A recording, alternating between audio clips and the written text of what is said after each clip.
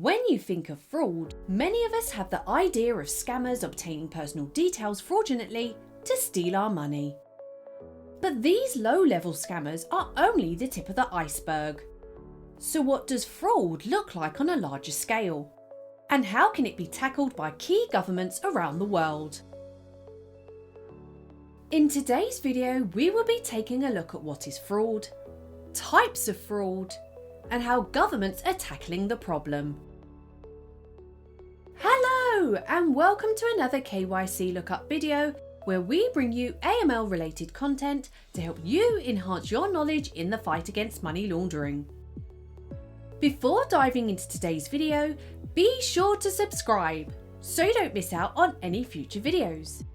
Oh, and don't forget to leave us a comment with any suggested topics you would like us to cover in the future. We also have a special announcement to make, so be sure to watch until the end to find out what it is. So, on to today's video. What is fraud? In law, fraud is defined as the intentional deception to secure unfair or unlawful gain, or to deprive a victim of a legal right. Most commonly, it occurs when a person dishonestly makes a false representation in order to gain for themselves or cause loss to another. Types of fraud. There are many types of fraud. Some are at lower levels and some are at the highest level. Either way, the effects are equally as devastating. Here is a list of the most common ones.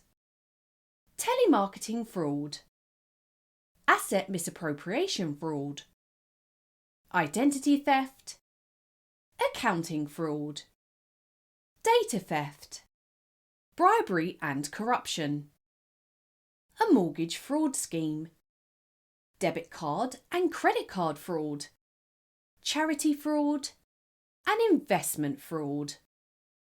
Let's look at a few in more detail. Telemarketing fraud. Telemarketing fraud is fraudulent selling conducted over the telephone. Telemarketing fraud is one of the most persuasive deceptions identified by the Federal Trade Commission. It's carried out when the criminal manages to get the victim to provide their most sensitive information, such as their financial information or social security number. As soon as the criminal has this information, they will then vanish and use the details as they wish. According to the US Congress, the United States loses around $40 billion a year to telemarketing scams. That's roughly 1 in every 6 American citizens being affected.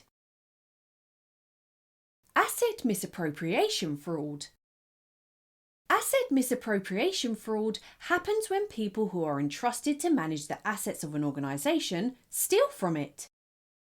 Asset misappropriation fraud involves third parties or employees in the organisation who abuse their position to steal from it through fraudulent activity. It can also be known as insider fraud. Fraudulent disbursements are the most common form of asset misappropriation, and they occur when an employee uses his position of employment to cause payment for some inappropriate purpose. Identity theft. Identity theft occurs when someone uses another person's personal identifying information, like their name, identifying number, or credit card number, without their permission, to commit fraud or other crimes. According to Credus Technologies, an identity verification check provider, the UK alone loses the amount of £3.7 billion a year to identity theft, and the US an eye-watering $6.1 billion a year, and with this amount increasing year after year. Accounting fraud. Accounting fraud is the intentional manipulation of financial statements to create a false appearance of corporate financial health. This involves an employee, accountant, or the organisation itself misleading investors and shareholders. A company can falsify its financial statements by overstating its revenue, not recording expenses, and misstating assets and liabilities. The most well-known accounting fraud case is the Lehman Brothers scandal. The global financial services firm hid over $50 billion in loans disguised as sales. Taking advantage of a loophole in the accounting standard language regarding purchase agreements, they sold toxic assets to Cayman Island banks, understanding that they would eventually be brought back. The scandal was exposed in September 2008, when Lehman Brothers filed for bankruptcy. Mortgage fraud schemes. The crime of mortgage fraud involves an intention to falsify and misrepresent information in the application for a mortgage loan for the purpose of obtaining a loan. Other methods criminals use to conduct mortgage fraud would be overvaluing properties, overstating a salary or income, taking out mortgages in the name of unsuspecting individuals, or those who are deceased after identity theft, taking out a number of mortgages with different lenders on one address by manipulating land registry data and changing title deeds without an owner's knowledge to allow the sale of a property. As you can see, criminals can and will infiltrate many different industries to conduct fraud. Be vigilant, and knowing the signs to look out for is key to stopping this kind of criminality from happening. How fraud affects society and economy. Money lost to fraud. Fraud can have a devastating effect not only on the individuals involved, but also on the wider society and economy. Billions of dollars a year are lost to such crimes, and so governments are shifting money away from much needed services to try and put things in place to stop fraudulent acts from happening. Ironically, the people most vulnerable, like the elderly and disadvantaged, are the ones who suffer the most, as they are more susceptible to having fraud committed against them, and then funding for services that they need to help them are cut. Criminals are selfish, and committing these types of crimes makes only one winner, and that's themselves. What are governments doing to tackle fraud? Governments from around the world are working hard to try and tackle this ever-evolving problem. Setting up forums to tackle fraud is one way. These forums set out guidelines to follow and set up suggestions for governments to review and hopefully implement. In August 2020, the UK set up the Public Sector Fraud Authority. This team's role is to track down any fraud committed that is hitting the public pockets, and with a first year's target of £180 million of identified fraud benefits, they need to hit the ground running. The Public Sector Fraud Authority will be made up of counter-fraud and data experts, using best-in-class tools and advanced analytics to help departments and public bodies protect public money. They will agree on ambitious counter-fraud plans for departments and public bodies, and reviewing processes. Regularly and directly brief Cabinet Ministers, including HM Treasury and Cabinet Office, on the latest fraud landscapes. Provide expert support to departments and public bodies about the fraud risk and threats they face, and then help to design defences against them and test their effectiveness. Build a new national counter-fraud data analytics service that will provide advanced data capabilities such as social network analysis and fight and prevent fraud against taxpayers. And enhance the use of fraud intelligence across the public sector and with other sectors to combat specific threats. Many governments worldwide have also implemented their own policies and procedures in tackling fraud. But do you think these will work, considering fraud is an ever-growing and expanding crime? I'm not so sure.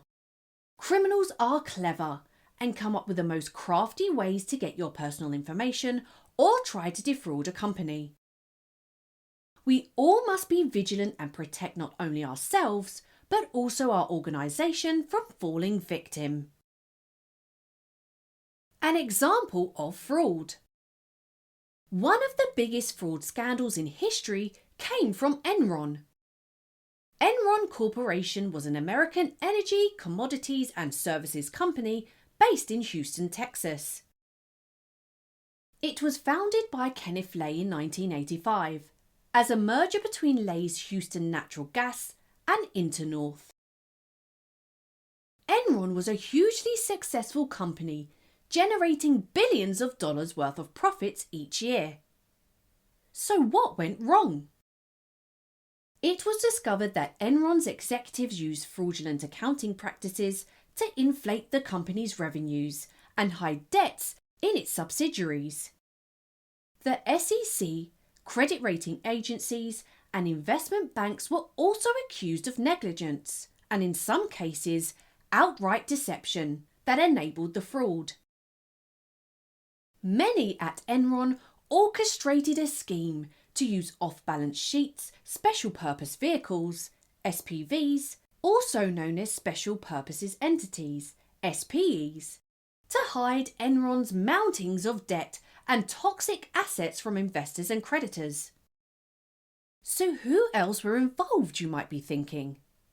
Well, the list of who was involved was endless, but ultimately in all, 21 people were convicted in the Enron scandal, and the accounting firm Arthur Andersen was forced out of business after it was found guilty of obstructing justice due to its questionable accounting practices for Enron.